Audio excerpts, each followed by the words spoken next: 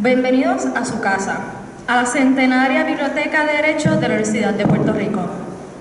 El personal de la biblioteca los recibe con mucho cariño. Hoy es miércoles 16 de noviembre de 2022. Mi nombre es Kiara Rodríguez Rojas, mis pronombres son ella, soy bibliotecaria y moderadora del día de hoy. Hoy les presentamos la tercera actividad de nuestra jornada centenaria. Conmemoramos nuestros 100 años dando servicios ininterrumpidos a todos, la comunidad académica y externa que nos visita en persona y en línea. Ahora les presento al director de la biblioteca, señor Samuel Serrano Medina.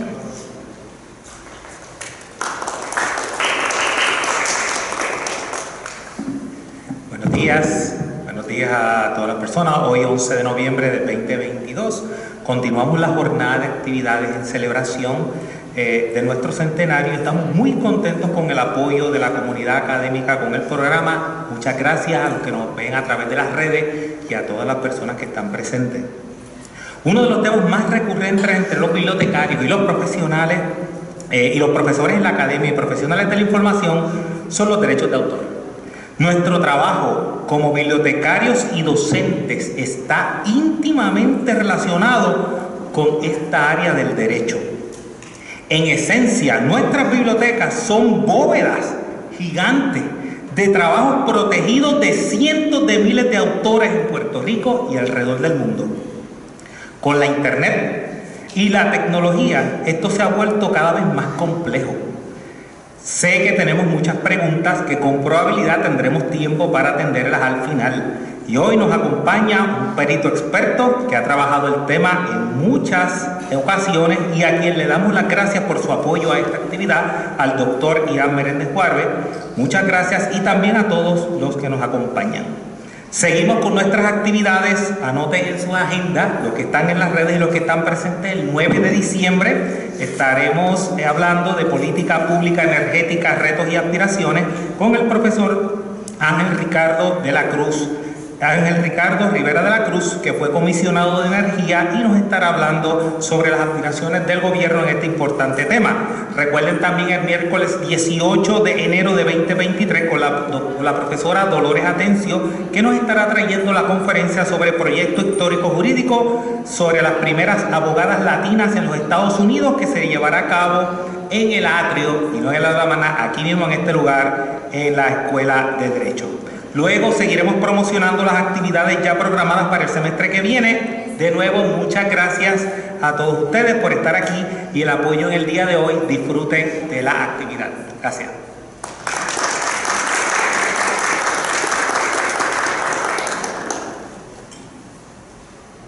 Muchas gracias, señor director. Nuevamente, agradecemos al Comité de Actividad de la Biblioteca por el esfuerzo y dedicación con las cuales planifican y desarrollan cada una de nuestras presentaciones.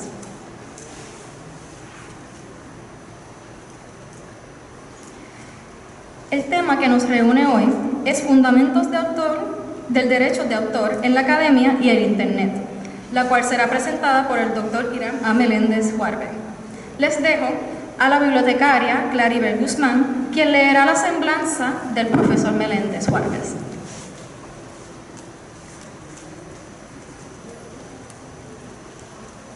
Muchas gracias, compañeras. Saludos. El profesor Irán Meléndez Juárez es catedrático de la Escuela de Derecho de la Universidad de Puerto Rico. Ofrece los recursos de Derecho Constitucional y Administrativo, Derecho a la Intimidad y Tecnología, Derechos de Autor y demás en Propiedad Intelectual, Derechos de Internet y Nuevas Tecnologías. Fue fundador de la Clínica de Nuevas Tecnologías, Propiedad Intelectual y Sociedad, así como cofundador y codirector legal de Creative Commons Puerto Rico. Es egresado de la Universidad de Puerto Rico, de Harvard University y de Nueva York University. Es cofundador del blog jurídico derechoalderecho.org. Ha sido profesor visitante en la Universidad de Ottawa y en Levin College of Law de la Universidad de Florida. Ha sido además miembro y presidente de la Comisión de Derechos Civiles de Puerto Rico, decano asociado de la Escuela de Derecho y ayudante especial de la rectora del recinto de Río Piedra de la Universidad de Puerto Rico. Mi compañera.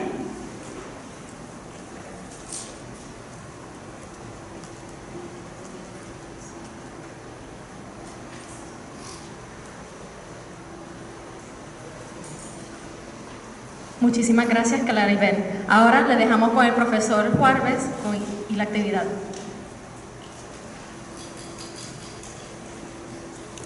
Hola a todas y todos, ¿cómo están? Bien, bienvenida a la biblioteca de la Escuela de Derecho, ¿verdad? Donde nosotros aquí, como decía la decana hace poco, la decana Néstor, en una reunión en la que participamos, ella describía a esta biblioteca como la joya de la corona de esta facultad, y así es. La realidad es que para todos nosotros y nosotras que estamos comprometidos con el acceso a la justicia, el acceso a la justicia comienza con el acceso a la información, y es aquí donde eso pasa.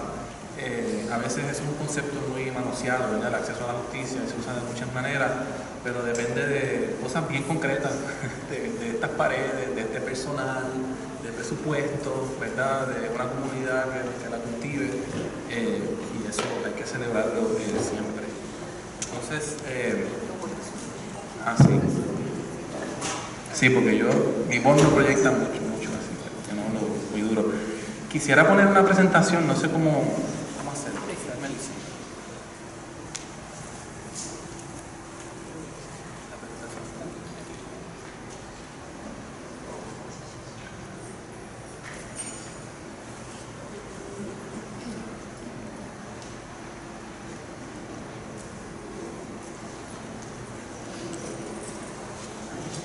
Ya salió. Ok. Y si algo así sale. Ahí está. Ok. Pero muchas gracias. Mis reflexiones en la mañana de hoy, quiero decirles dos cosas que quiero hacer aquí en términos generales. Quiero presentarles unos planteamientos que yo he estado haciendo por varios años, particularmente publicados en este artículo de revista jurídica que tengo en la presentación y que ustedes tienen en su silla. Yo estoy como Oprah, regalando cosas en sus asientos. Así que mucho de lo que voy a decir se contiene en ese artículo. Fue parte de unas conferencias hace unos cuantos años en esta facultad, y quienes pues siguen lo que yo hago y el trabajo mío, pues conocen ya de mis planteamientos, así que en alguna dimensión es un refrito de algunas cosas, aunque añadiré otras. Pero también yo sé que esto es un tema que normalmente presenta pues, interrogantes, prácticas que la gente tiene porque trabajan en la universidad o interactúan con mucho contenido todo el tiempo. Así que en la sección de preguntas, si tenemos tiempo, me gustaría, si tienen preguntas de relación, no consultas legales, ¿verdad? Porque esas normalmente van seguidas de una factura, sino de consultas sobre el quehacer nuestro, ¿verdad? Les voy a hacer una síntesis primero y después indago en los demás asuntos. Tendré esta presentación para referirme a algunas cosas. El corazón del argumento de este trabajo que ustedes tienen ahí es el siguiente. Tradicionalmente pensamos en dos posibles justificaciones para un sistema de derechos de autoras. Por un lado, la protección a las autoras se concibe instrumentalmente, como una forma de crear incentivos, un estímulo para la generación de obras, por vía de derechos exclusivos de propiedad. Esta protección de índole patrimonial, económica, típicamente se asocia al sistema de copyright en la Ley Federal de 1976. Pero por otro lado, la protección a los autores y las autoras se ve como un derecho personal de índole moral. Desde esta perspectiva, la autora merece protección, ya sea porque existe una conexión entre la obra y ella, o porque merece que se reconozca el expendio del sudor de su frente. Esta segunda visión típicamente se le conoce como el régimen de derechos morales de autor, y en Puerto Rico hay una ley para eso, que es la Ley de Derechos Morales de Autor del 2012, y vamos a hablar un poco de esa ley de aquí. Así que normalmente se piensa en los fundamentos de un derecho de un sistema de derechos de autor activando este binomio de intereses, un binomio, el binomio patrimonial y moral, que tienen como eje central esencialmente a la autora. Ese es el punto de partida. Pero esta dicotomía para mí es insuficiente, porque es muy limitante. El panorama debe ser, y para mí es también, más complejo. Las tecnologías de información contemporáneas nos invitan a incorporar intereses que coloquen en el centro del sistema no solo a la autora, sino también de forma bien prominente a usuarias de las obras y a la comunidad en general. En este sentido, mi trabajo, ese es el que tienen allí, promueve, y a algunas personas no les gusta que yo diga esto, pero lo que yo promuevo es derogar el régimen de derechos morales de autores en Puerto Rico. Porque la realidad es que las autoras tenemos en general una amplia gama de protecciones bajo el régimen federal con la disponibilidad de potentes remedios y con todos los defectos que ese sistema tiene, y son muchos. Ese sistema hace un esfuerzo por balancear los diversos intereses sociales que están en juego, mientras que la capa de protección local adicional que provee un régimen de derechos morales limita excesivamente, a mi juicio, el entorno expresivo, sin beneficios apreciables a las autoras que justifiquen esa restricción. Al mismo tiempo, resulta claro para mí que el régimen de derechos morales está en conflicto con el sistema de copyright federal desde un punto de vista más técnico. Es decir, en mi apreciación, el régimen de derechos morales de Puerto Rico está ocupado por la ley federal dentro de lo que es una conversación de lo que es lo que se conoce como la doctrina del preemption. Cuando una ley federal ocupa un campo, los estados, y en este caso Puerto Rico, tienen limitaciones en lo que pueden hacer. Esa dimensión yo no la voy a trabajar aquí, ¿verdad? Leen el artículo. Y me parece, quiero esto como preámbulo, ¿verdad? Me parece apropiado también añadir que en el contexto de la celebración alrededor de esta institución, que es nuestra biblioteca, me parece apropiado que abordemos estos temas que esencialmente tratan sobre las normas jurídicas que impactan el flujo del conocimiento y los saberes, porque cuando hablamos de derechos de autor y de autores, después de todo, es a eso a lo que nos referimos. ¿Bajo qué circunstancias podemos utilizar las palabras de otras? ¿Y cuándo nos podremos expresar con ellas? Así que quiero empezar con esta dicotomía que les hablé, ¿verdad? De los derechos patrimoniales y los derechos morales. Y tengo aquí un slide que nos ayuda un poco en esa gestión. Muy sencillo, muy rápidamente, quisiera,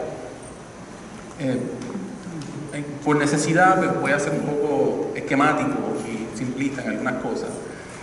Cuando hablamos, a mano izquierda de esta tablita, tenemos algunos elementos de lo que es la ley de copyright de 1976, la que se nos dice que es la ley de índole patrimonial, por eso hay un simbolito ahí de dólar, ¿verdad? De dinero.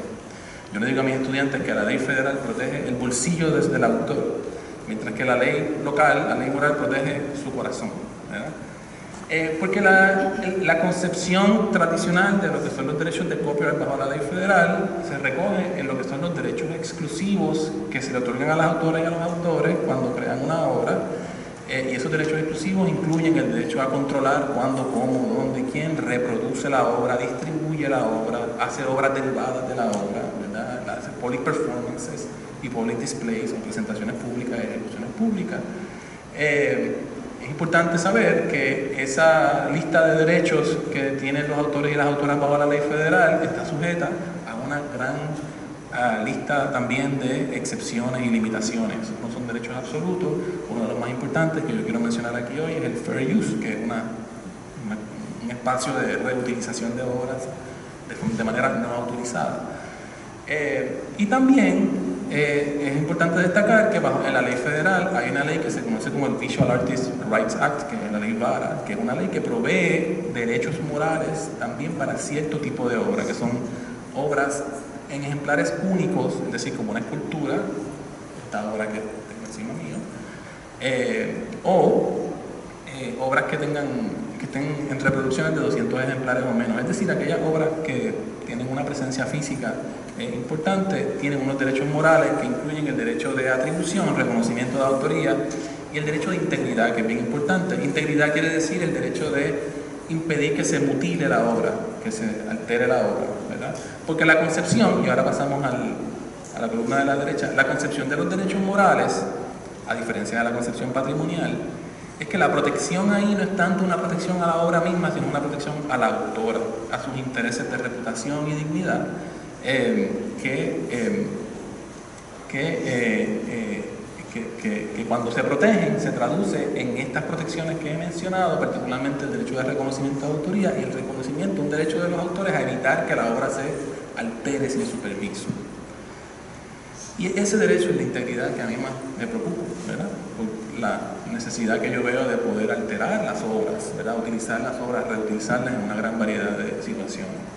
Nuestra ley, la ley de Puerto Rico, tiene una excepción que es como un fair use, parecido al de la ley federal, pero no es igual, tiene unos elementos distintos.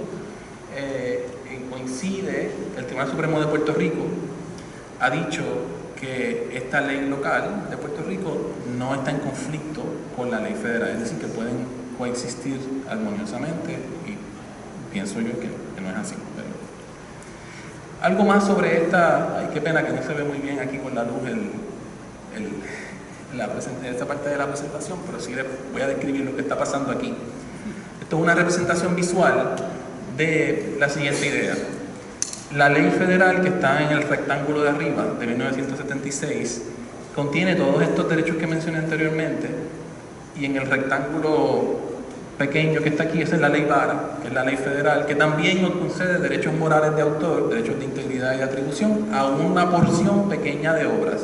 Mientras que la ley federal cubre todo tipo de obras, es decir, obras musicales, libros, poesía, películas, incluyendo obras de arte visual como esculturas y pinturas y todo eso. Todo tipo de gestión creativa está cubierta por la ley federal.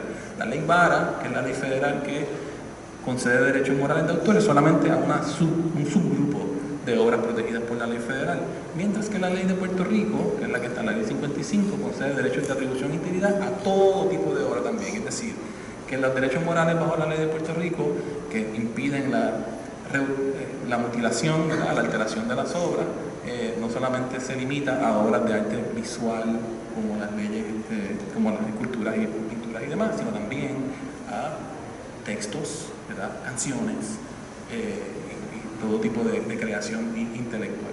Y ahí, para mí, hay un conflicto. Les decía que la ley federal pues, provee una gran variedad de remedios y derechos, y quiero indagar un poquito sobre, por lo menos presentarles algo sencillo sobre la ley VARA, para que tengan una idea, ¿verdad? Un ejemplo de cómo la ley VARA protege a los artistas visuales, que son los que esa ley cubre, lo podemos ver en un caso reciente del 2020 del segundo circuito, que es el caso de Castillo versus GM Realty. En ese caso, el dueño de unos edificios en Nueva York, unos edificios abandonados en Queens, había autorizado a un grupo de artistas de graffiti en los años 90 a realizar sus obras y realizar curaduría de graffiti de otros artistas. El proyecto fue conocido como el proyecto Five Points y las obras alcanzaron renombre internacional en el mundo de ese tipo de expresión artística. Cuando el dueño de la estructura comenzó gestiones para demolerla y hacer un condominio de vivienda, pintó por encima de los murales, destruyéndolos, ¿verdad? Sin el consentimiento de los artistas.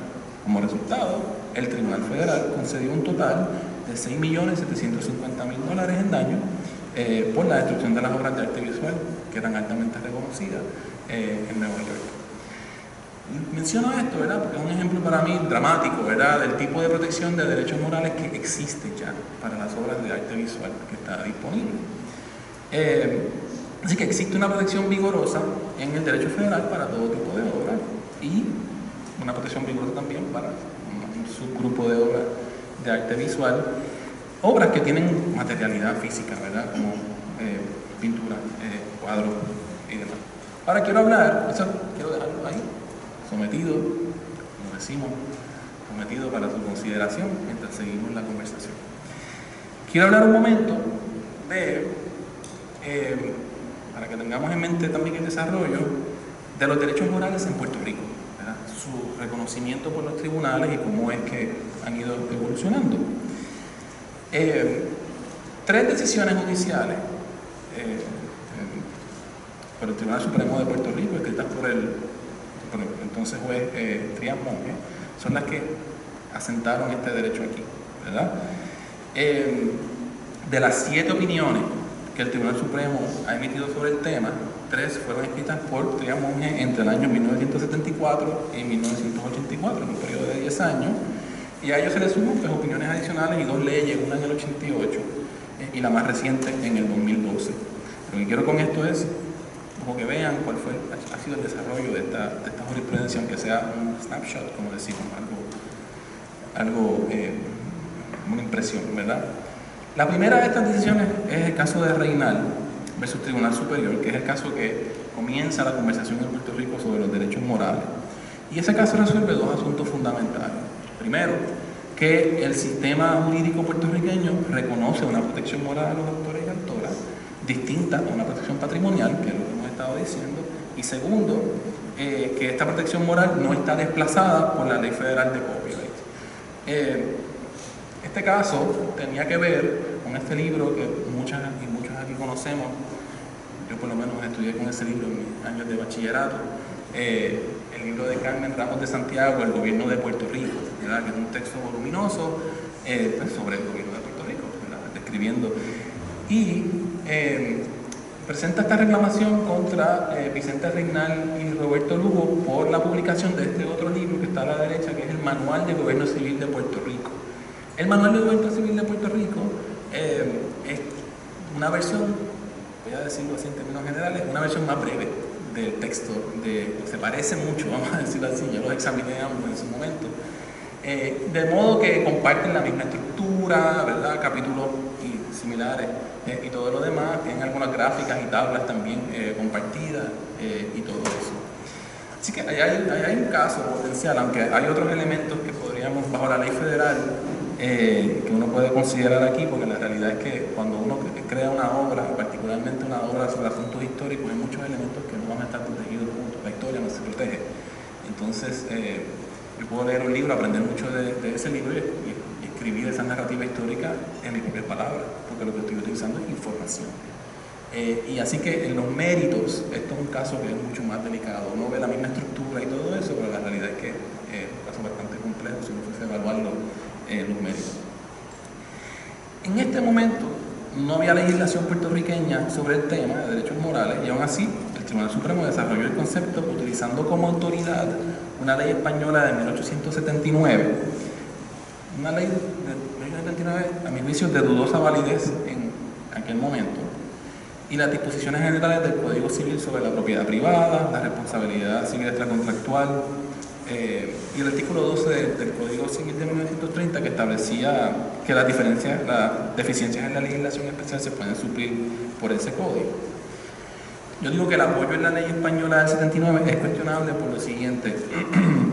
Se argumentó por el Tribunal Supremo que la ley sobre propiedad intelectual española de ese año, de 1979, continuó activa luego del cambio de soberanía por virtud del artículo 8 de la ley Foraker, que mantuvo la vigencia de leyes españolas hasta que estas leyes sean alteradas por alguna autoridad legislativa de Puerto Rico o de Estados Unidos. Y subsiguientemente, por virtud del artículo 58 de la ley Jones y la ley de Relaciones Federales, que mantienen la vigencia de leyes anteriores en un tracto ininterrumpido. Eso resuelve Trías. No obstante, la vigencia de esta ley de 1879 solo se sostendría si no se hubiese aprobado legislación federal posterior o puertorriqueña. Y lo que pasa es que en 1909, en efecto, en 1909 se aprobó una ley de copyright federal aplicable a Puerto Rico, y es razonable pensar que esa ley tuvo el efecto de desplazar la ley española. De otro lado, como plantearon jueces asociados Martín y Negro García en otro caso, en el caso de Osorio, un caso posterior, al revisarse en el 1902 el Código Civil de Puerto Rico, se eliminaron 2 artículos del Código Civil español hasta entonces vigentes que trataban sobre la propiedad intelectual, con el plausible efecto e intención de rechazar el régimen español sobre la materia. Así que esa idea de que la ley española seguía vigente y de ahí ya podríamos crear un régimen de derechos morales, tiene problemas.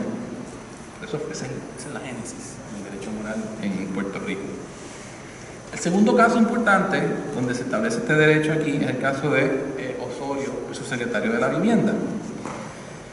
El primer caso no considera los méritos, el de Reynal, porque lo que hace es entender que se reconoce un derecho moral y se devuelve para trámites ulteriores, pero aquí este es un caso donde en efecto sí se consideran los méritos. En ese caso, la controversia versaba sobre unos murales pintados por el artista Víctor Osorio en ciertos residenciales públicos, y la Corporación de Renovación Urbana y Vivienda, la CRUV, interesaba dar mantenimiento a los murales y refrescar su pintura, a lo cual el artista objetó, descansando en su derecho de defender la integridad de la obra.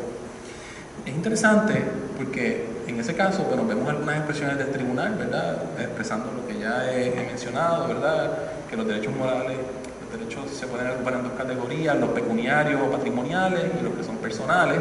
Pero fíjense cómo el tribunal se refiere, para que tengan unidad de la concepción de estos derechos por el tribunal. Dice: un atentado contra la obra lesiona la personalidad y dignidad de su creador. Ese es el concepto básico de los derechos morales. Tanto así que, fíjense, en una nota al cárcel, en ese propio caso, mira lo que dice, ¿verdad? Adviértase la tangencia a la disposición del artículo 2, sección 1 de la Constitución de Puerto Rico, en que se programa la dignidad del ser humano, que es inviolable. La vigencia de esa declaración no depende de la aprobación de ley alguna. Así que hay una sugerencia por el tribunal en este caso y en otros casos posteriores de que los derechos morales de autor no solamente son una creación que se desprende de la ley del siglo XIX de España y de otras interpretaciones, sino que simplemente emana del derecho a la dignidad humana en la Constitución de Puerto Rico. Eso no se ha explorado mucho, se ha dicho y queda suelto, ¿verdad?, pero está ahí. Y finalmente, algo que se menciona en este caso y que nunca se ha vuelto a rescatar, sería bueno que ocurra, es que se menciona la idea de que los derechos morales están sujetos a la doctrina del abuso del derecho, por lo cual dice el tribunal no puede concebirse como un derecho absoluto y debe reconciliarse con otros intereses individuales y de la comunidad. En ese caso, recuerden que había unos murales en unos residenciales públicos y el artista no quería que se retocaran, y entonces la idea del tribunal parece ser aquí, bueno, pero hay que darle mantenimiento a los murales de alguna forma. Así que en algún momento pues tiene que haber, si hay un impasse, tiene que resolverse de alguna manera.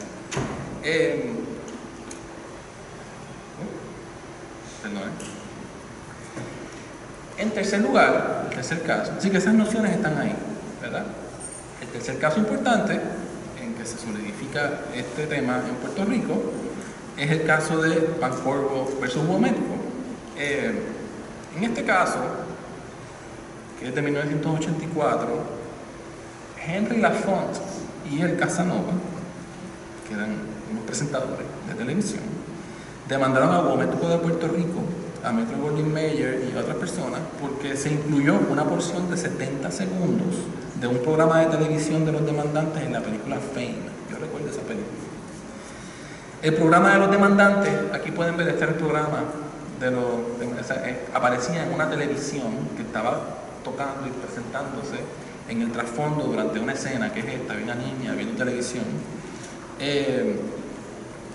Aunque solamente la imagen principal, que es esa que ven a la izquierda, apareció por unos segundos. Los demandantes habían transferido sus derechos sobre el programa a otras personas y aparentemente estas otras personas transfirieron los derechos a los demandados, quienes la incorporaron en la película. No está claro del expediente que yo examiné en su momento, ni el tribunal tampoco interesó conocer si la producción de Fame había conseguido los derechos sobre el video. Presumiblemente sí. Ese es el tipo de cosas convencionales que se hacen en este tipo de trabajo.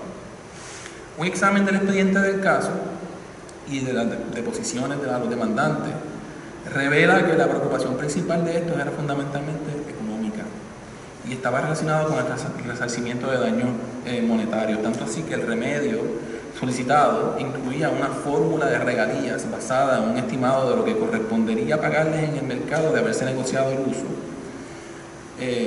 a base de lo que la parte demandada le hubiera cobrado, ¿verdad?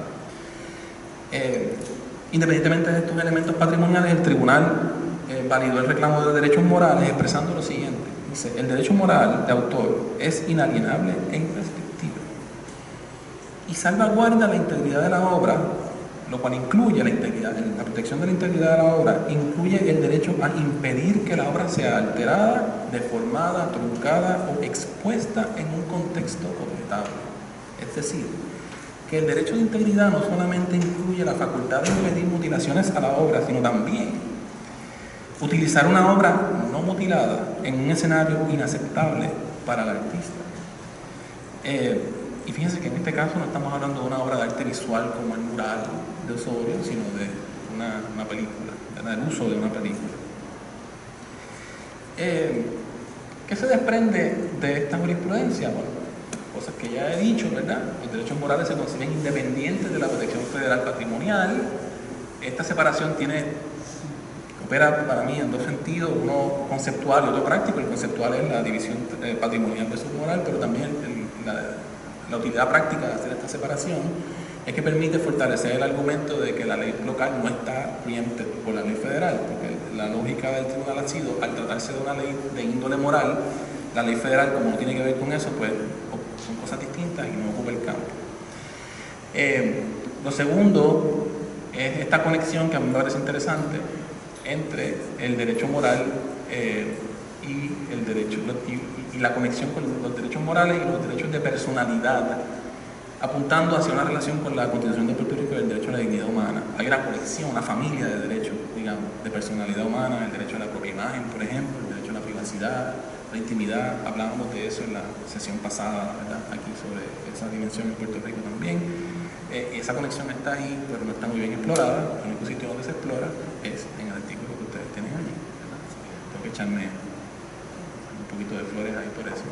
Y en tercer lugar, el énfasis del tribunal ha sido en los derechos de atribución e integridad. Hay otros derechos morales, existen en el mundo, se reconocen otros derechos morales, pero estos son los dos más importantes. Pero yo, de todas estas cosas, me quiero concentrar en un solo aspecto, uno aquí, de toda esta jurisprudencia y de todo este desarrollo, que es este, que aunque es una aspiración noble intentar reconocer jurídicamente los intereses legítimos de las autoras sobre sus obras, no solamente noble, sino importante, la mentada dicotomía entre lo moral y lo patrimonial en nuestro contexto está diseñada para atribuirle a las autoras un extraordinario espacio de control sobre bienes culturales. Y eso a mí me parece problemático. Voy a elaborar un poquito sobre esto. Para eso les voy a mostrar otro caso del Tribunal Supremo de Puerto Rico, que es el caso de Coto Morales versus Río.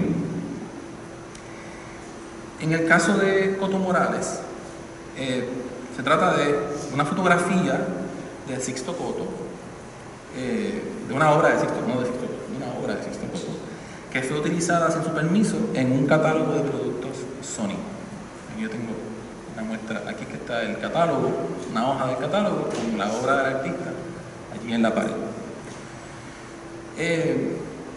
Se trataba de una serigrafía de 250 ejemplares que apareció en 2 páginas del catálogo. Esta es una y esta es otra, ver la obra por aquí.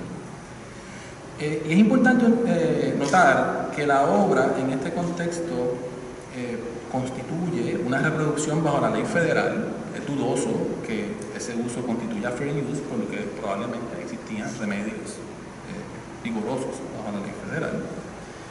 Y lo significativo para mí es que en este caso la mutilación no ocurrió en la obra misma, sino que, es decir, que no ocurrió en uno de los 250 ejemplares de la obra, sino que la modificación ocurrió en una reproducción de la obra, en el póster, en el catálogo, perdón.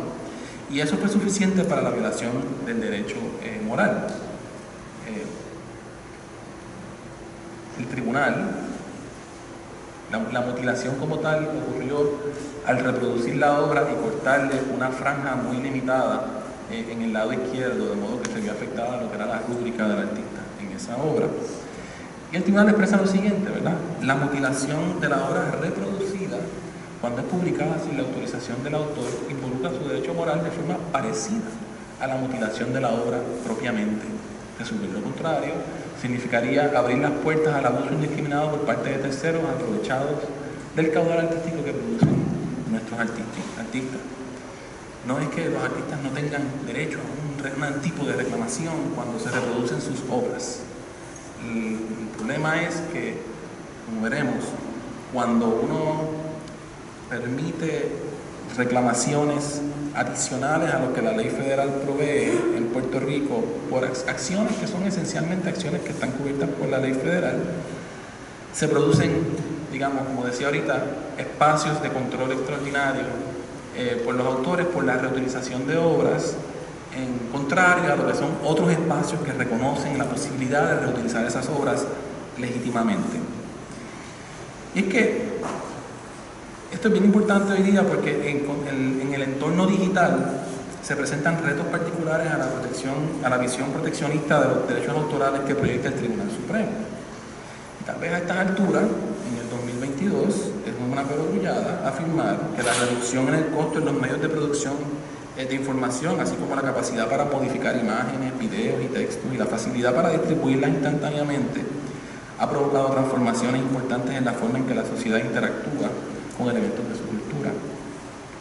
Estas oportunidades que proveen las tecnologías de información crean posibilidades de participación cultural más democráticas, o lo que Terry Fisher llama democracia semiótica, y nos invitan a revertir la concentración del poder semiótico para que las personas estén más involucradas y menos enajenadas, en la medida en que tienen más voz en la construcción de su entorno cultural.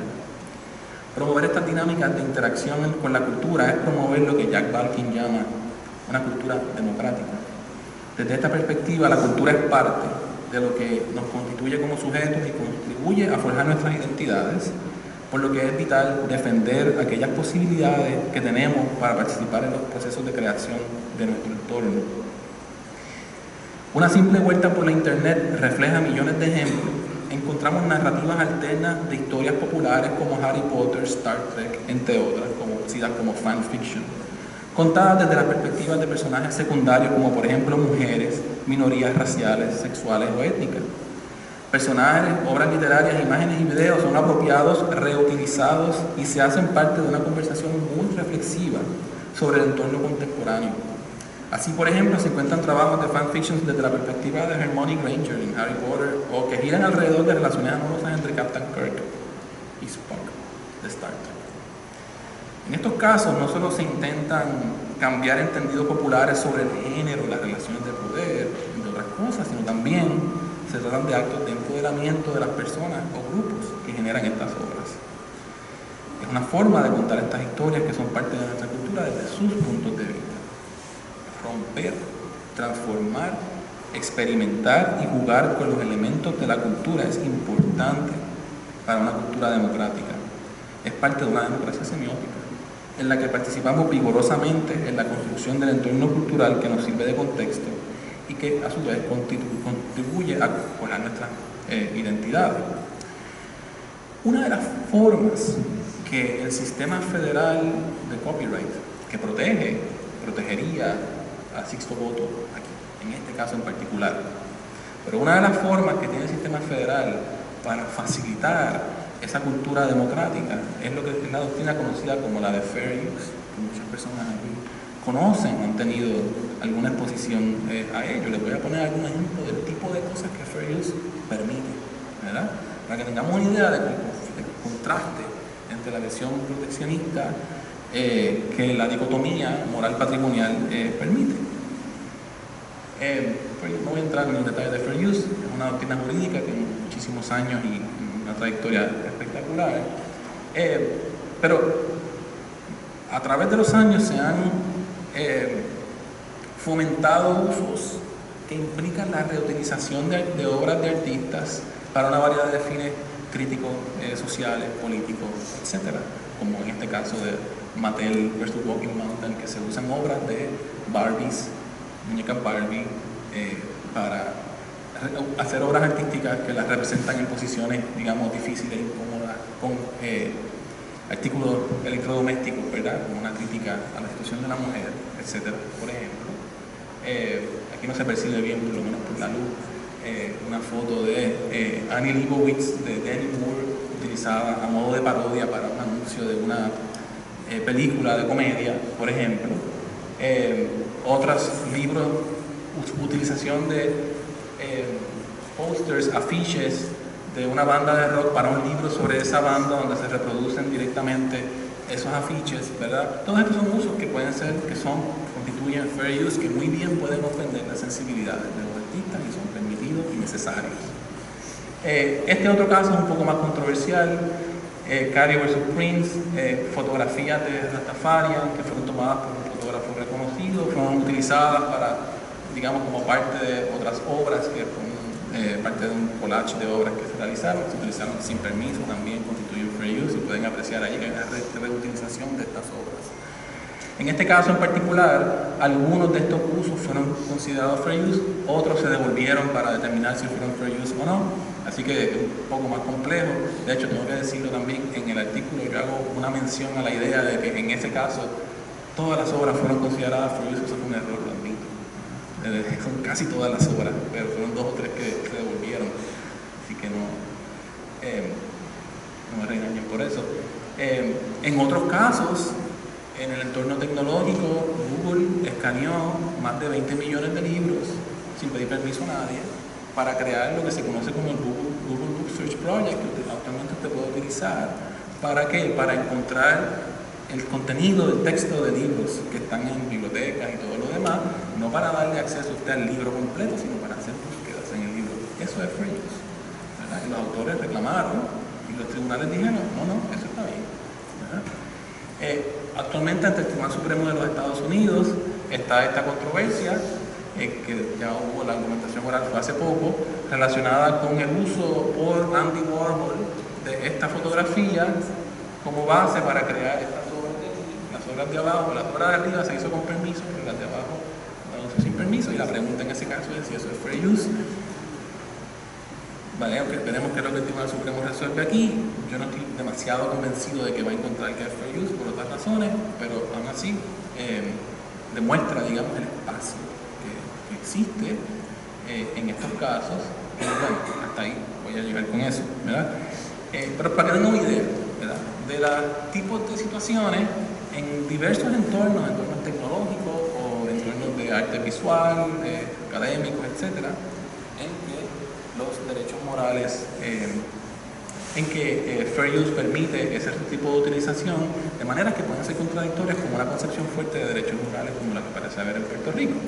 La ley actual, como he dicho, reconoce los derechos de atribución, los más importantes, el derecho de integridad, que incluye impedir la mutilación, deformación o alteración de la obra, de modo que resulte en menoscabo de los intereses legítimos de la reputación de la autora. Así que vemos cómo ese conflicto lo presenta la propia ley de derechos morales con este gran espacio de uso que la ley federal provee, y le estoy mostrando solamente fair use, que es una de las excepciones, quizás la más importante, pero hay muchísimas otras para una variedad de contextos también. La pregunta es, a la luz de esto que hemos discutido, es si hay un mejor acercamiento al acercamiento del tribunal y la dicotomía entre lo moral y lo patrimonial. Y yo pienso que sí. Y les dejo con esta pantalla que está aquí.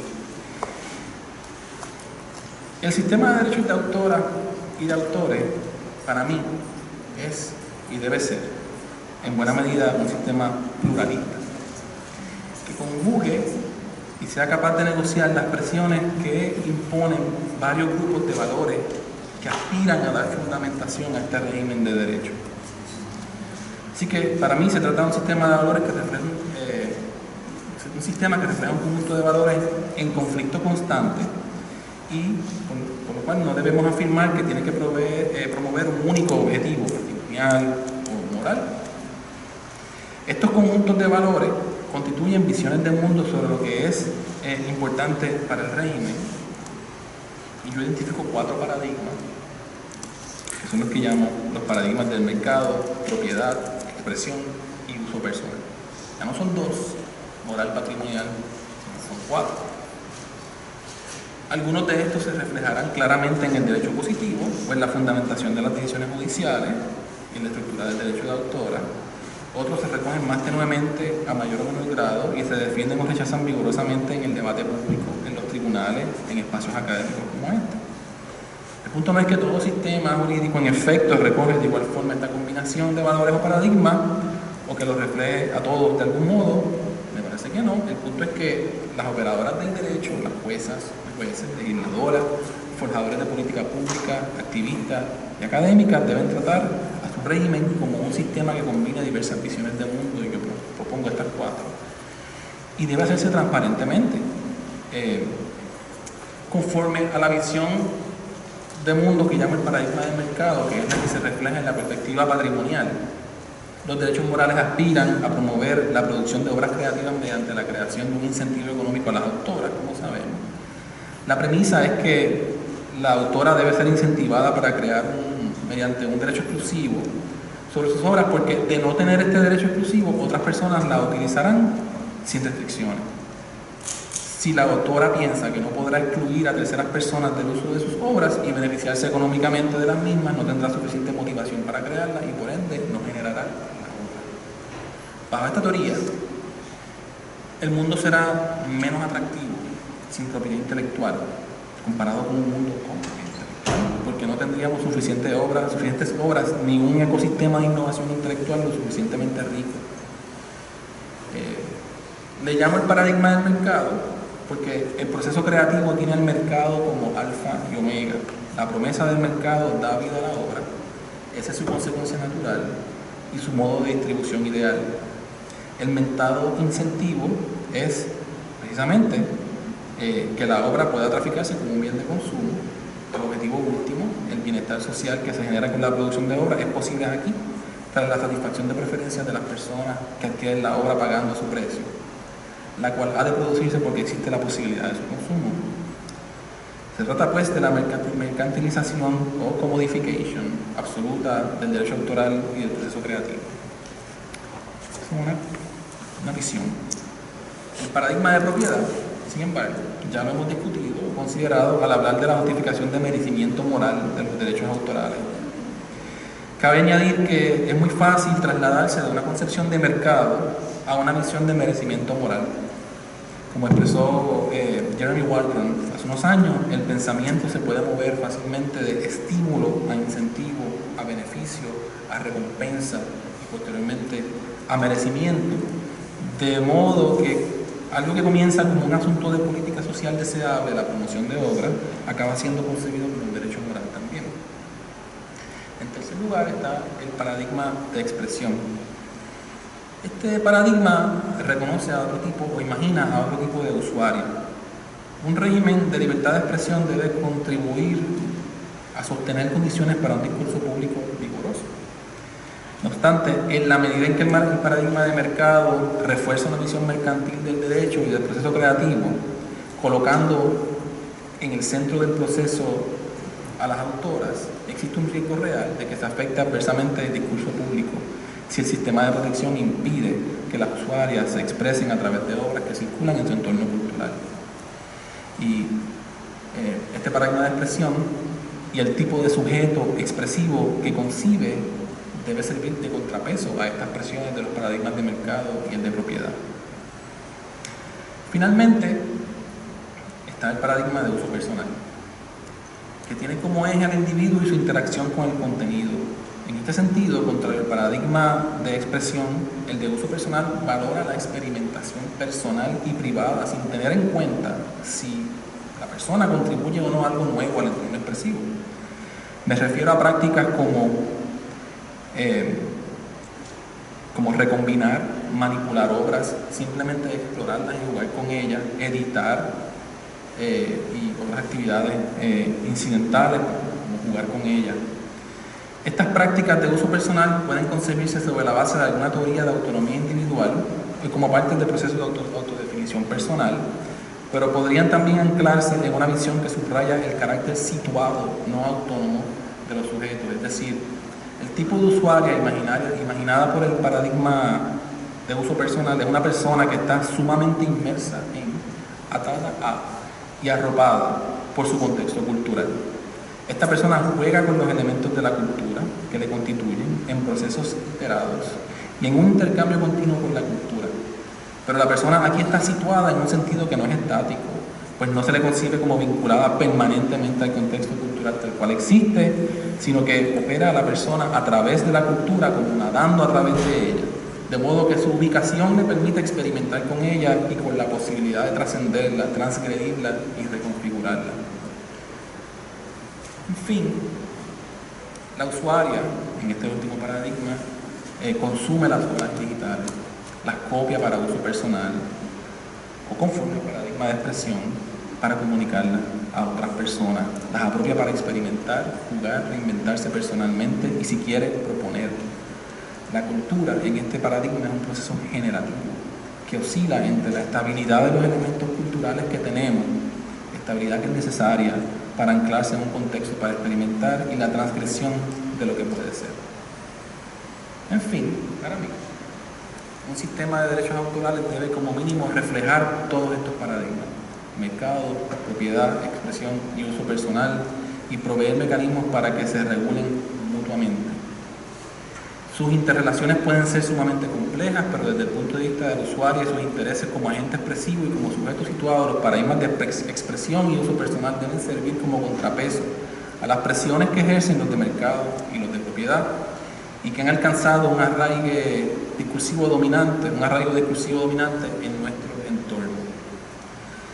De modo que, por ejemplo, si bien debemos favorecer sistemas legales que estén orientados a incentivar la creación con derechos de propiedad y proteger los intereses morales de los artistas por su impacto sobre el uso expresivo por otras personas, también debemos hacer un esfuerzo consciente por la protección de amplias libertades de uso, bajo mecanismos como el fair use y otras limitaciones y excepciones.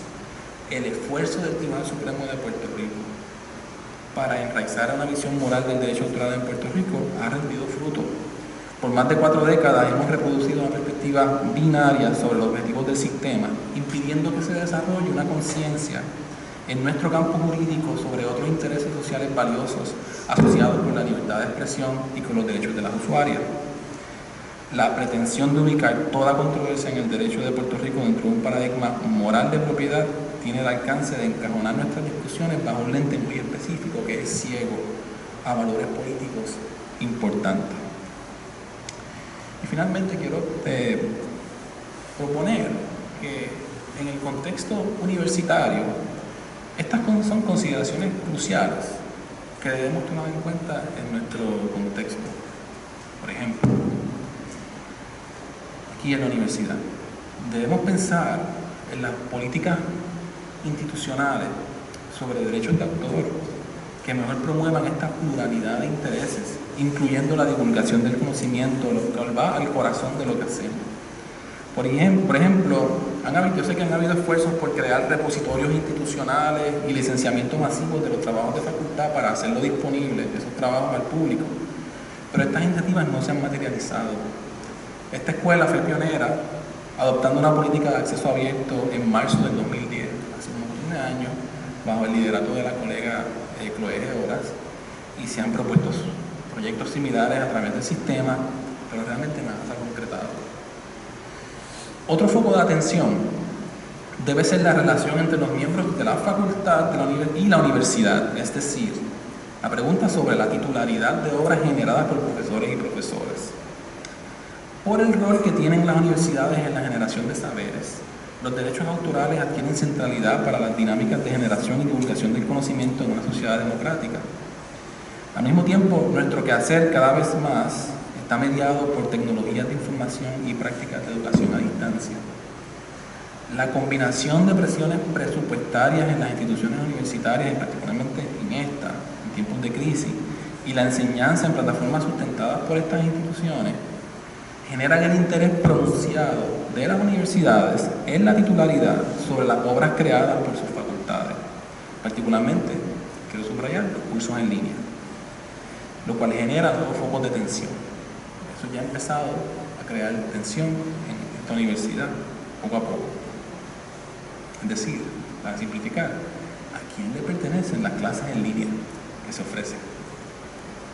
Al final, en conflicto están las aspiraciones de las universidades, particularmente las universidades públicas, y los intereses de las académicas y los académicos de mantener un rol prominente en la generación y divulgación del conocimiento. En mi opinión, sin embargo, la opinión no está en el binomio moral patrimonial.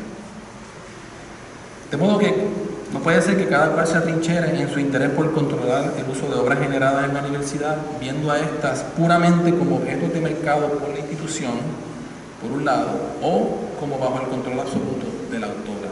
Tampoco.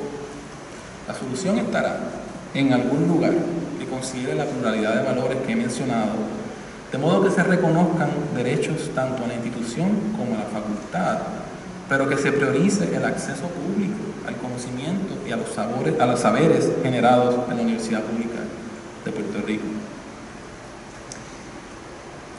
Les dejo pues con estas reflexiones para que sigamos conversando y agradezco su atención y nuevamente agradezco la oportunidad que me han dado de dirigirme a ustedes. Gracias.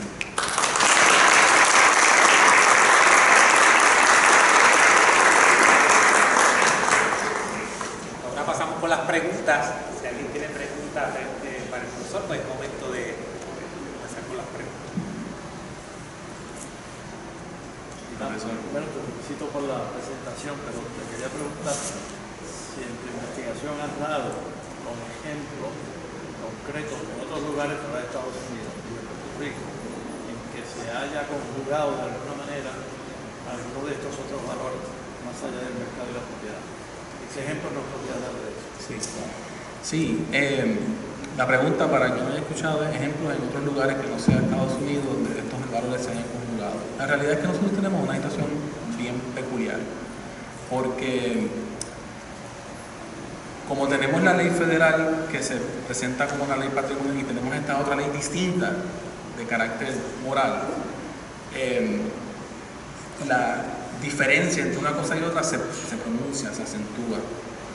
En la mayor parte de los países que tienen derecho, reconocen derechos morales de autor, es parte de un sistema donde la dimensión patrimonial y la dimensión moral están contempladas. Y los países varían, ¿verdad? Hay mucha uniformidad a través del mundo en lo que son las peticiones al autor y las autoras. Pero, por ejemplo, en un país como Canadá, que conozco bastante, hay reconocimiento de derechos a las autores y a las autoras y a la misma vez hay grandes excepciones para el uso personal. El personal use se reconoce como un uso de la ley específicamente y lo que se conoce como fair dealing, que es la versión que ellos tienen de fair use, tienen una protección bien vigorosa por el tribunal, por los tribunales y por la propia ley. Así que, como que no se ve tan problemático reconocer intereses a los autores y a la misma vez reconocer este espacio amplio de uso.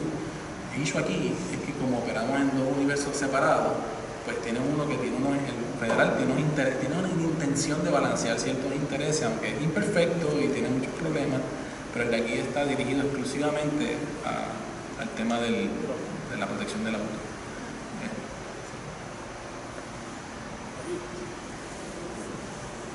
Sí, una pregunta más bien conceptual, ¿verdad? Si se va a tomar en consideración para propósitos de proteger o de dar derechos morales a la dignidad del artista, ¿verdad? Pues, ¿cuál es la justificación para extender esa protección más allá de la vida del artista? Y si no, entonces va a entrar en juego en algún momento que la obra, independientemente del artista, tenga un valor, pero el que se lo va a dar va a ser el usuario, entonces, o los usuarios. Entonces, en ese sentido, el derecho moral va a tener que estar más vinculado con la obra que con el artista, ¿verdad? Porque estos derechos, como quiera, expiran en un momento dado. O sea, tampoco, o sea, si se va a hacer estas categorías así absolutas, esto en algún momento, pues cuando deje de tener protección, cuando yo estoy utilizando cosas que están en el public domain, etcétera, pues entonces, ¿cuál es la justificación? Si ya como quiera el artista a lo mejor, pues, o que el artista, pues, no sé, ya, o sea, el contenido de la dignidad del artista va a tener que estar de alguna manera vinculado con la obra, y entonces ¿quién es el que va a decir qué es lo que el artista hubiese pensado que era digno o indigno? Sí.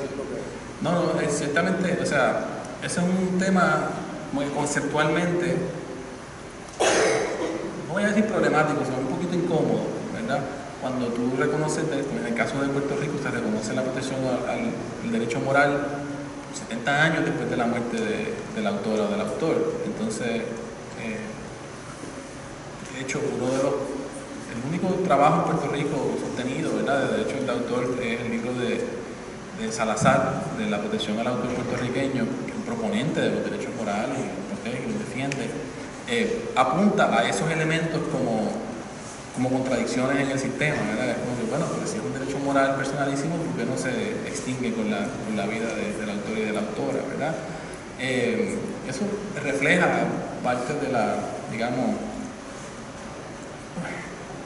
en términos prácticos, muchas veces la ley de derechos morales en Puerto Rico tiene el siguiente propósito: presentas una reclamación en el Tribunal Federal por copyright y le añades la reclamación de derechos morales. Entonces, o sea, que no son yo no conozco tantísimos casos de derechos morales en los tribunales de Puerto Rico, sino que más bien que se añaden a reclamaciones de copyright.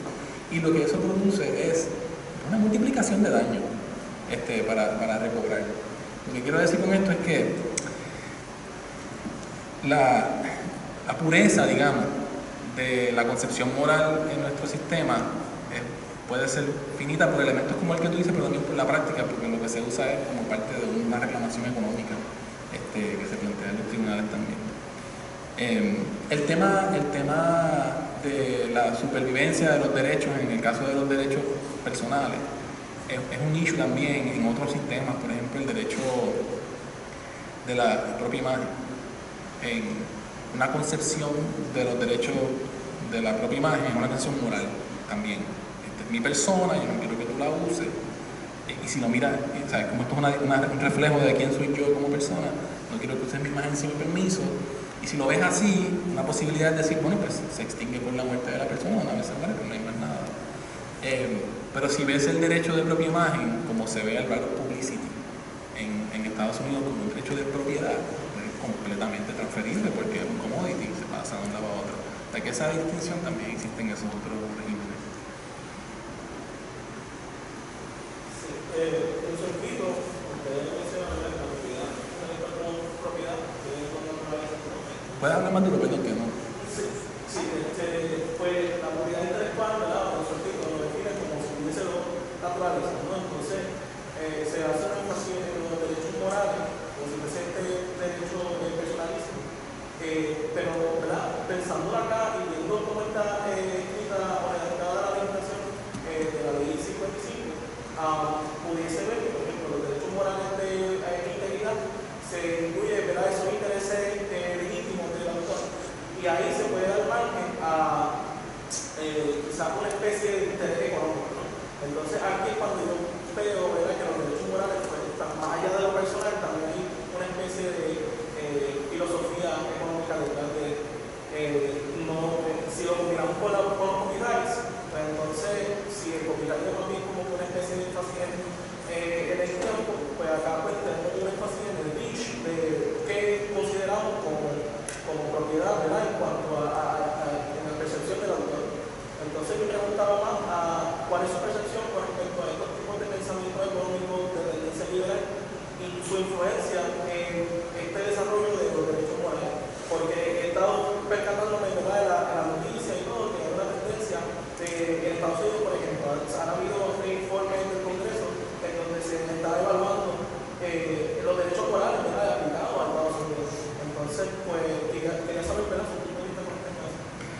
Sí, el concepto que la ley menciona, ¿verdad?, el derecho de integridad, se puede reclamar en los tribunales cuando el uso de la obra afecte los intereses legítimos del autor. Eso es lo que dice la ley.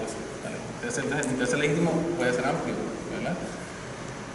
Por lo menos el Tribunal Supremo, esto es una ley bastante reciente, el Tribunal Supremo no ha tenido ocasión de examinar sus detalles, ¿verdad? Así que habrá que ver, pero en jurisprudencia anterior, el caso de Bancorp vs. Pumetco, que yo mencionaba, el caso de la película y todo lo demás, el reclamo de los demandantes era económico y el tribunal hace un esfuerzo para decir, mira, aquí a la hora de remedio hay que tener cuidado, porque el remedio no puede ser un remedio económico, porque de esto no se trata esto que está aquí.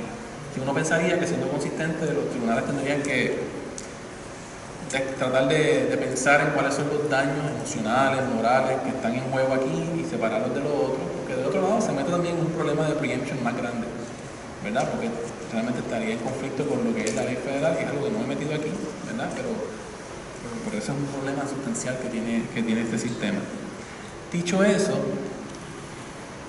yo decía ahorita que los derechos morales hay varios tipos de derecho a atribución e integridad, son los más importantes, pero hay otros, incluyendo el derecho que se conoce como el droit de suit, que es un derecho que existía en Puerto Rico bajo la ley de 1988, que lo que dice es que, donde existe, lo que promueve es que si tú tienes una obra y la obra fue vendida en un momento, el comprador o compradora tiene la obligación de que cuando la revenda, si la revende, es decir, si la vende a otra persona, y hace una ganancia económica, hay una ganancia económica, es decir, la vendiste por 100 pesos, la compraste en 100 pesos y la vendiste a 1000, esa ganancia tienes que compartir un % de esa ganancia al artista. Ese es lo que implica ese derecho. Y eso es un derecho que siempre se concibe como moral / económico, ¿verdad? Porque es uno de naturaleza económica. De hecho, en California había una ley así, y por muchos años. Y hace, vamos a decir, 3 o 4 años, el noveno circuito declaró que esa ley está ocupada por la ley federal completamente. Porque, ¿qué es lo que quiere decir? Cuando hay una norma en el derecho federal, que es lo que se conoce como el First Sale Doctrine, o la doctrina de agotamiento, que quiere decir que si yo te vendo una obra, un libro, piensa en un libro, yo te vendo el libro, ese ejemplar físico que tú tienes, una vez yo te lo vendí, yo como autor agoté mi derecho sobre la venta de ese libro. Ahora tú puedes venderle el libro a otra persona, puedes tirarle el zafacón si tú quieres, es tuyo, el libro. Los derechos sobre el libro no, pero el libro físico sí. Ese es un derecho que tú tienes como usuario de la obra, disponer de él comercialmente, si tú quieres.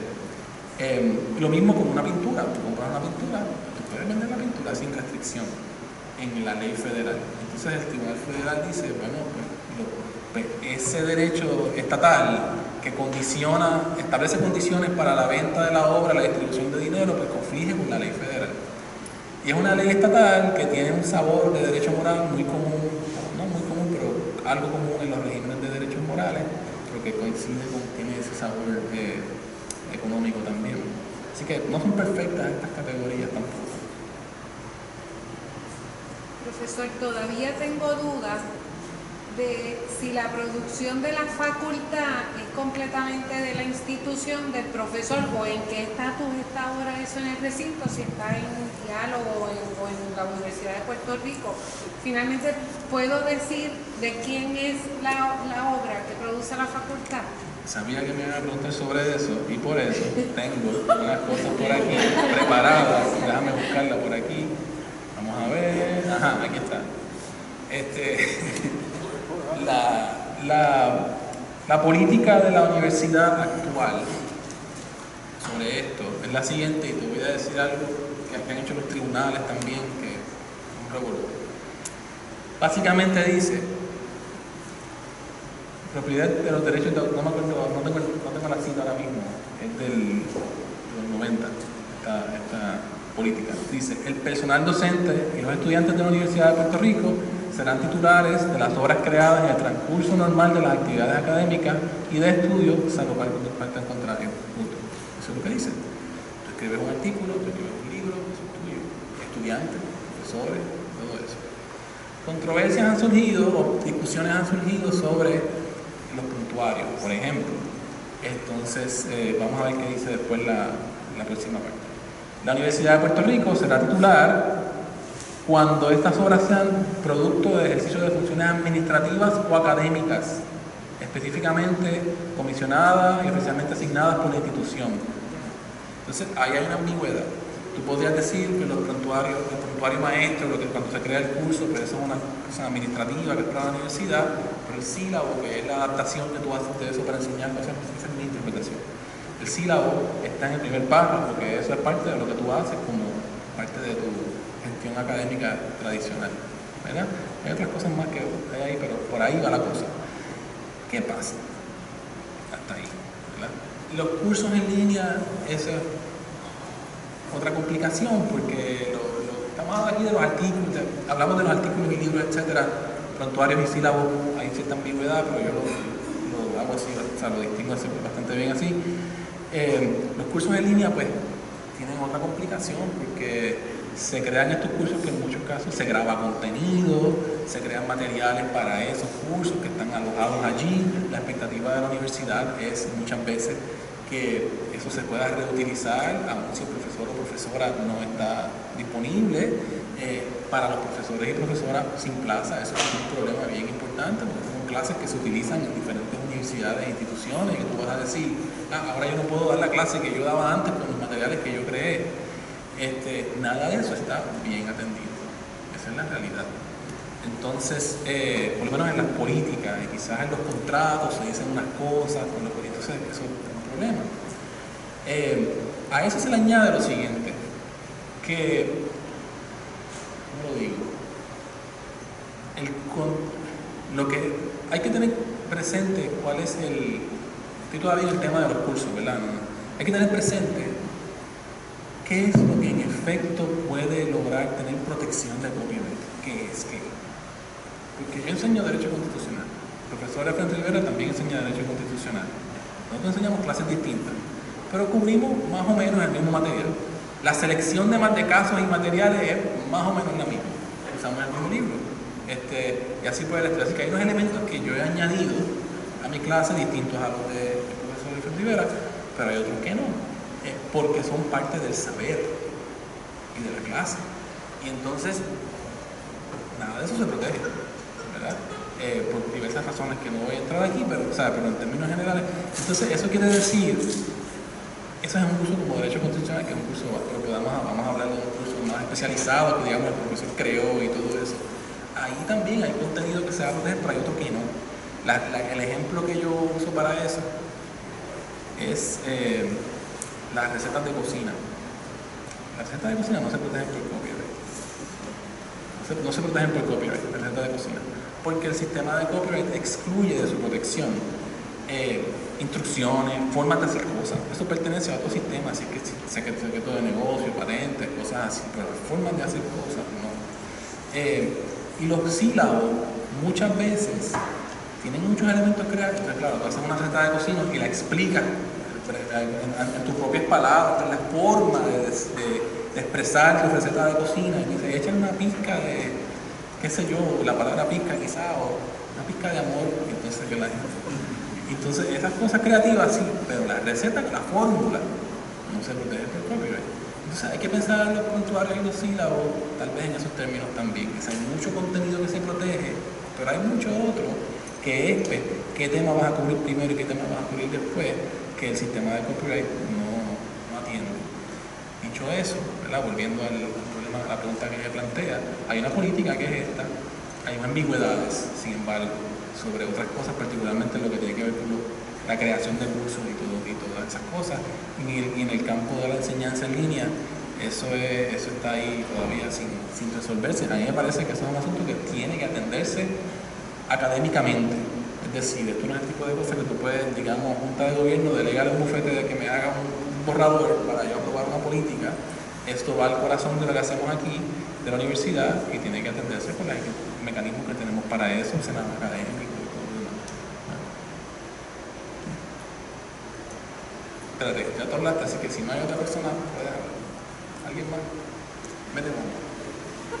Usted habló sobre cómo los derechos morales pueden tener como que una especie de peligrosidad en cuanto al feminismo. Entonces, quería también presentarle la política en cuanto a obras derivadas y cómo en verdad se define el título de específico. Pero entonces, que cómo los derechos morales pueden afectar cualquier obra derivada, producto, ¿verdad?, de estas fuentes de referencia, basándose, ¿verdad?, porque yo había visto recientemente un artículo sobre la llamada, entonces da su percepción acerca de eso, cómo los derechos morales tienen efecto en esa obra derivada. Sí. Déjame expresarlo en estos términos. Una obra, la autora tiene el derecho de controlar quién realiza obras derivadas. Una obra derivada es una adaptación, transformación de esa obra, como por ejemplo tomar un texto y convertirlo en una obra de teatro o una película, ese tipo de cosas derivadas, están basadas en otra e implican una transformación. El autor o autora controla quién, cuándo y cómo se hace eso, a menos que sea fair use. Si es fair use, esa obra derivada está bien, se puede hacer sin permiso de la. Eso es lo que implica. Normalmente lo que es fair use es además una obra derivada, pero autorizada por la ley. En el caso de Puerto Rico, parte del problema es que obras derivadas autorizadas por fair use pueden ciertamente entrar en conflicto con lo que son ¿cuál es la frase de la ley? Los intereses legítimos del autor o de la autora. Y entonces tienes una posibilidad muy real de que utilizando los recursos que la ley de derechos morales de autor de Puerto Rico puedas impedir o obstaculizar reutilización de obra sin permiso. En el caso, hay otros casos que, bueno, podemos hablar de ese caso más adelante, porque esa es otra complicación, el caso de la obra de teatro que mencioné. Un comentario, o sea, que me parece muy interesante, quizás esto también se puede analizar desde la perspectiva del sistema, digamos, de derechos culturales que está emergiendo en el mundo, en el derecho internacional, porque en ese sistema incluye el Pacto Internacional de Derechos Sociales, Económicos y Culturales, la Declaración Universal, el informe de la UNESCO, todas esas cosas. Se reconoce la propiedad intelectual, el derecho de los autoras y los autores como un derecho cultural. Eso lo dice el pacto. Pero también en ese régimen de derechos culturales emergentes, ¿sabes?, se reconoce el derecho a tener acceso a la cultura, a participar en la cultura, ¿verdad?, a contribuir a la transformación de la cultura, de modo que hay una visión de cultura como la que tú has expresado aquí, dinámica, en la que la gente debe participar, la noción de democracia cultural, etc. Y es interesante que en algunas de esas expresiones, documentos, etc., informes de la ONU, se dice expresamente que los estados deben procurar equilibrar los derechos de propiedad intelectual con los derechos de acceso de la ciudadanía a la cultura e incluso el derecho a transformar la propia cultura. Así que ahí hay desde la perspectiva de los derechos culturales hay una tensión que se reconoce hoy día y lo que tú has planteado me sugiere que esa tensión tiene mucho que ver con todo lo que tú has explicado y que de alguna manera hay que resolverla. Ya está ahí como la normativa emergiendo a nivel internacional. La cosa es cómo se hace eso efectivo, cómo se concilian esos derechos que se están reconociendo actualmente.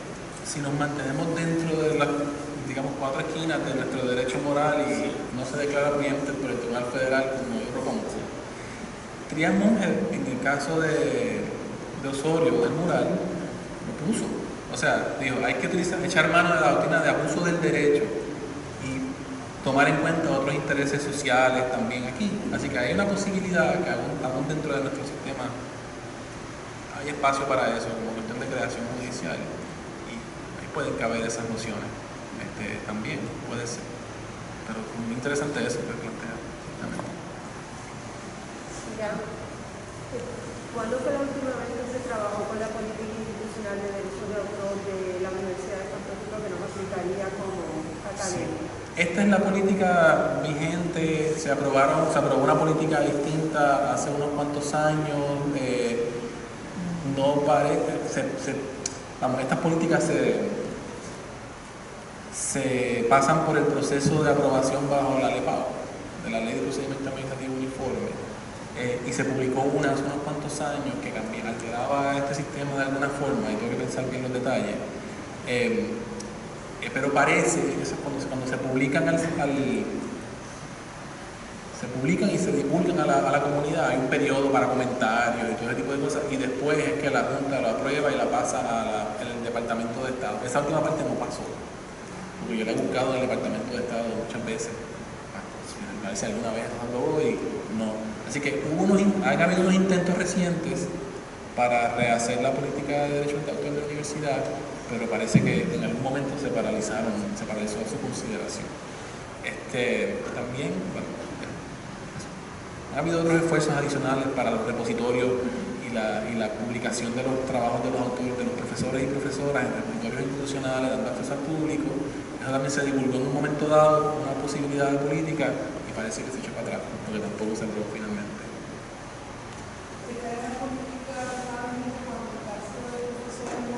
Sí, esa es la política. El caso del profesor Molinelli.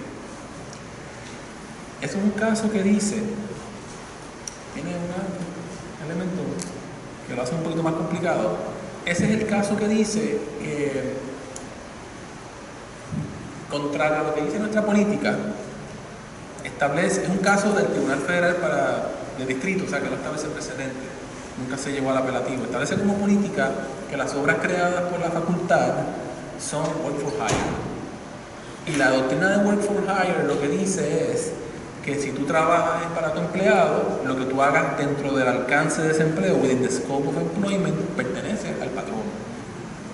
Entonces, lo que nosotros hacemos como profesores y profesoras en la universidad, lo hacemos como empleados, ¿verdad? Entonces, la pregunta es, ¿eso quiere decir que nuestros libros, artículos y todo lo demás pertenecen a la Universidad de Puerto Rico?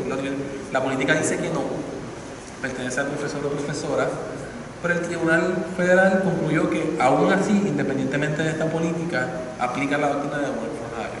¿Por qué? Porque la doctrina de work for hire dice que cuando tú eres empleado, eso le pertenece al patrono, a menos que ambas partes, las dos, firmen lo contrario. Y esta política es una persona, unilateral. Esa es la idea. Eso tiene una serie de problemas conceptuales. Yo cuando me reclutaron a la universidad, yo firmé un montón de papeles, así que yo firmé ahí todo esto, así que ya yo firmé también. O sea, pero tiene problemas conceptuales el caso a la hora de rechazar esto como vigente. No necesariamente, déjame ponerlo así, si la doctrina de work for hire aplica a las facultades, es una controversia activa. Hay algunos tribunales que han dicho, es verdad, a simple vista parece ser que aplica work for hire a los profesores y profesoras, pero esto siempre está, así no es que operan las universidades, así que nunca ha sido así el caso. Esta ley actual de copyright es del 76, se aprobó en el 76, en ese momento había lo que se conocía como faculty exceptional work for hire, y estos tribunales están diciendo, el séptimo circuito ha dicho, que esa faculty exceptional work for hire como que sobrevivió la aprobación de la ley de copyright actual. Debe notarse que el autor de esa opinión es Posner, que es profesor también. Así que es una controversia, y es una controversia bien importante hoy día, nuevamente por el tema de la enseñanza en línea y las presiones económicas de las universidades que necesitan monetizar todo este contenido. ¿En qué sentido la doctrina de work for hire no genera un derecho para la universidad que la universidad estaría renunciando, aunque sea unilateralmente? Por eso, hay dos formas de verlo. Una, como lo vio el Tribunal Federal hace unos años, el de distrito, esa renuncia para este tribunal es inoficiosa. Porque tiene que ser, la ley establece que las dos personas tienen que firmar para que no aplique el work for hire. A lo sumo, que es lo que, aún si tú asumes eso como cierto, lo otro que está pasando aquí es que puedes asumir que aplica la doctrina de work for hire, la universidad es autora, ¿no? Entonces le licencia o le cede sus derechos a la facultad en un acto posterior. Es decir, tú puedes decir sí aplica work for hire, pero a la misma vez le devolviste al empleado. Eso es un acto jurídico distinto de transferencia de derechos, no aplicabilidad del work for hire. Así que tú podrías interpretar esto de esa manera también. Yo pienso que eso es válido, al menos como de esa forma. Tú bueno, y eso se atiende usualmente contractualmente, o sea, no, fuera del contexto de la universidad se atiende contractualmente, sobre todo cuando se va a tener contratistas, o sea, y entonces en la universidad hay la complicación de que hay contratistas también, pero normalmente se va a tener que atender caso a caso contractualmente y muchas veces entran en juego otras cosas, o sea, si viene como consecuencia de un grant que va a estar haciendo trabajo como consecuencia de unos chavos que trajo y esa persona fue instrumental en traerlo, eso va a estar en algún sitio, va a estar dispuesto, que es lo que va a pasar con eso. Yo lo que me parece que es un issue interesante es todo, obviamente, pero va más a la integridad de la universidad, o sea, ¿qué es la universidad? Más allá de los profesores, pues tienen que ser los profesores y profesoras específicos con unas características específicas que producen contenido original, específico, atribuible a esas personas, y ese conjunto es lo que hace la universidad, porque lo demás es estar agregando cosas y estar una persona movilizando y abriendo y cerrando plataformas para que distinta gente se pueda. O sea, llega el punto en que las universidades hablan de la integridad de si eso es un grado de mi universidad o eso es un producto de otra cosa. Sí. Y entonces los actores y las actoras que son más famosos, digamos, lo que están viendo es que hay un mundo de posibilidades inmenso y dicen, yo no necesito a mi universidad, o sea, yo soy yo. Yo lo que necesito es que me den a mí la oportunidad después. Y entonces va a ser una cosa de quién entonces evalúa, quién entonces valida grados, el que hace esas cosas, pero el talento, digamos, que son los profesores y los recursos, quieren poder explotar eso a un nivel que no se vaya a diluir o que se vaya a apropiar por parte de la universidad. Sí. Bueno, yo tengo no sé si me estoy yendo por la parte de las marcas, y aparte de es una pregunta con relación a, por ejemplo, los patrimonios como la torre. Recuerdo que, probablemente es una duda que tengamos mucho los que diseñan promociones.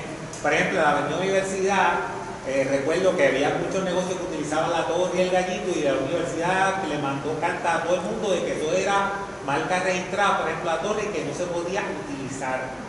Y siempre me preguntan si la torre es apropiable, por ejemplo, el morro, esto, es apropiable para efectos de los derechos de las promociones que realizan los privados, los bibliotecarios.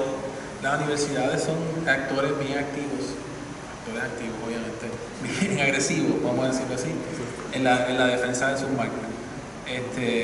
Y lo característico aquí es que cuando mencionas la torre, pues es una obra arquitectónica que tiene otros elementos, pero podemos pensar en el gallito, ¿verdad? Como también. Las universidades se operan en el mercado también y tienen marcas, y las defienden, y está bien que las defiendan. Hay que tener cuidado un poco con la defensa de esas marcas y el uso que se le está dando a esas marcas, ¿verdad? Porque el sistema de marcas, que ya nos estamos moviendo a otra cosa, pero el sistema de marcas, con lo que tiene que ver es con esa interacción en el mercado, es decir, un competidor, otra persona que opera en el mercado como un negocio, que esté utilizando la marca para fines comerciales. Si yo, el otro día, la nena mía, en un desfile de la puertorriqueñidad en la universidad, de la escuela de la universidad, pues le imprimimos el gallito para que lo usara. Eso no es un uso marcario, eso no es un uso comercial, eso es parte de un desfile que estaba haciendo allí, un uso personal, eso no implica. A veces los dueños de marcas son demasiado agresivos y quieren controlar el uso de su marca en contextos en que no les compete controlarlo porque son usos personales, por decir algo así. Ese es el gallito. Pero la torre, que también su silueta y todo lo demás se ha convertido en emblemático de la universidad, yo no estoy seguro si hay un registro, en el registro de marcas está la torre como tal, me imagino que en alguna forma estará. La torre como obra arquitectónica es otra cosa que la marca. Y las obras de arquitectura tienen protección por la ley de copyright, pero es una protección que tiene unas limitaciones. Una de las limitaciones importantes a las obras de arquitectura es que tú puedes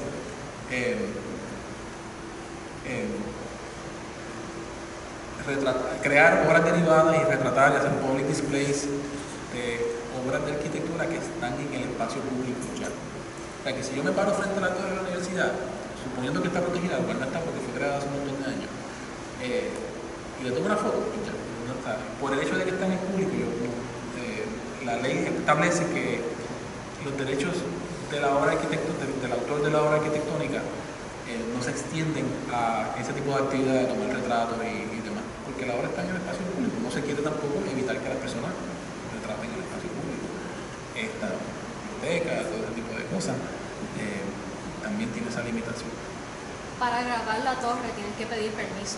Fotos lo puedes hacer, pero drones o grabar para cualquier cosa tienes que pedir permiso. Pero eso es un tema que no tiene que ver con copyright, tiene que ver con el acceso físico, porque para grabar con videos y cosas probablemente tienes que poner unos trípodes, una serie de instalaciones y cosas, y eso tiene otras razones, lo que quiero decir, no es por copyright, es por el espacio, por la cosa física, ¿verdad? Lo cual ha sido controversial también en lugares como plazas y parques y todo, ¿verdad? Son lugares públicos y la gente va y se supone que pueden hacer todo ese tipo de cosas, pero es una controversia además de control del espacio. Sí, por ejemplo, yo voy con una foto, hago una cabeza con la foto y la veo, se supone que esa foto de la torre. de la torre, cualquier edificio público. De cualquier edificio, sí. El morro. Sí, el morro, sí. Eso no se impide.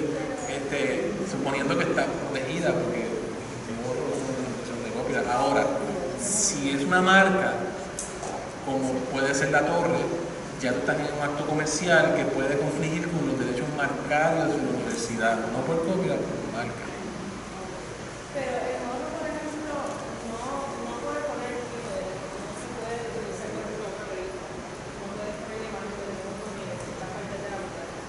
¿No? ¿Por qué razón no puede hacer? Porque eso no, o sea, lo que tengo entendido que es la pregunta, no sé si es un gran mito que ha limitado mucha producción cinematográfica, pero según lo que yo he entendido, no o sea, yo no puedo filmar hacia el morro porque la imagen del morro está protegida, eso es lo que... No, yo no conozco. Perdón. No puede ser. O sea, yo lo que puedo imaginar es que el Departamento de Interior, que tiene control de las actividades que pueden ocurrir allí y ese tipo de cosas, no sé si hay razones de otro índole como de tipo de seguridad nacional, porque qué sé yo qué, yo entendería que el Tribunal Federal no quiere que haya gente grabando específicamente cómo es que se hace ese tipo de cosas, pero como cuestión de propiedad intelectual, como un edificio histórico, eso yo no veo problema con eso. Y quizás como tú dices, quizás es un mito. Y me encantaría ver, si hay alguna reglamentación, me encantaría verla para ver. Sí, es una pregunta porque o sea, yo trabajo en un y eso ha sido un tema, nosotros produciendo cabeza, que hemos dado permiso para utilizar el campo. O sea, si tú estás en un barco. Incluso filmando, por ejemplo, el mío Samuel tiene que pedir permiso a de distintas instituciones para poner trípode de el morro federal, pero incluso con el permiso, si está en el background, o sea, no puedes mirar así. Eso está bien raro. Protección del Pero patrimonio. no sé si es un gran mito, pero ha limitado, o sea, Tendría que ver, o sea, no puedo pensar en cuál es la justificación. Es legítima, más allá de un burócrata que ¿sabes? ajá, por eso puede ser un gran mito. Puede ser. Hay más preguntas. Muchas gracias, profesor. Un aplauso.